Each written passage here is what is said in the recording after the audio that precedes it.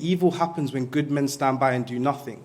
And ultimately, we've done nothing about our prison system for way too long. For me, I consider it luck, like an act of God that I ended up in prison, because it pissed me off enough to come out and have a fire in my belly to go, all of these people are voiceless. My mum used to visit me every single weekend. And I remember we would sit there and we would talk about all the people in there who never got a visit. They didn't have family. They would use spice, or they would self-harm or commit suicide because that sheer feeling of disconnection. To know that no one out here cares about your life, to know no one in there cares about your life, and people look at you like you're scum of the earth day in, day out. It's the reason that it's much easier to smoke spice than it is to actually engage in any traditional institutional rehabilitation.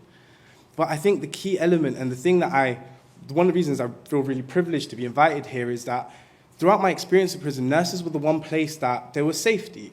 I remember my best mate and my co-defendant, and I don't think he'll mind me sharing this, but he refused to cut his toenails for the whole time we were in prison. So his toenails became ingrown, right? And we had a nurse on the wing who literally offered to sit with him and cut his nails for him and then give him a good telling off.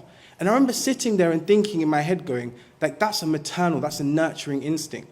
That's what we need more of in our society. No more jacked up prison officers who get excited by locking doors and bending people up. We need care, we need nurturing, we need compassion. Because every single person in prison is someone's son, someone's daughter, someone's brother, sister, mother, and father.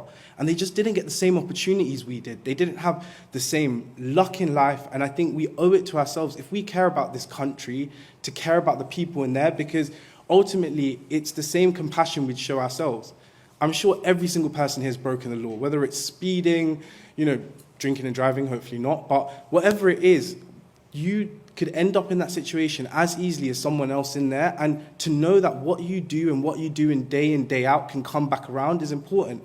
And it's going to be hard. It's hard to stand up to a system that's so far beyond like normal people's daily views.